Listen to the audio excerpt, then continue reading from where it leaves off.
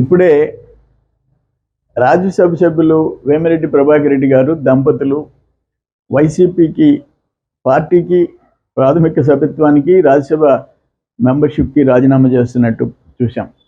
నాకు అర్థమైంది ఏంటంటే వేమిరెడ్డి ప్రభాకర్ రెడ్డి 10 రూపాయలు దానాలు చేసేవాడు, దాన ధర్మాలు చేసేవాడు, 10 మందికి సహాయం చేసేవాడు.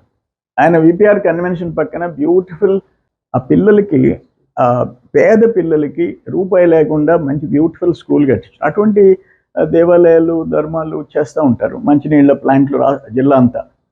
అటువంటి వ్యక్తి కూడా అనేమి కుట్రలు కుతంత్రాలు పొలిటీషియన్ కాదు. వైసీపీలో ఏమని లేకపోయినాడంటే ఆ పార్టీ పోకడ ఎట్టుంది.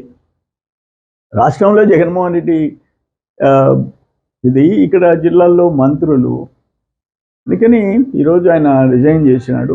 అటువంటి మంచి వ్యక్తులు ఇద్దరు దంపతులు తెలుగుదేశంలోకి రావాలని అందరం కలిసి ఇప్పుడున్న రాష్ట్ర పరిస్థితులు రాష్ట్రాన్ని పునర్నిర్మాణం చేసుకోవాలా, తెలుగుదేశం జనసేన అధికారంలోకి రావాలా, ఇవన్నీ దృష్టిలో పెట్టుకొని తెలుగుదేశంలోకి చేరాలని చెప్పి మనస్ఫూర్తిగా హృదయపూర్వకంగా ఆహ్వానిస్తున్నాం.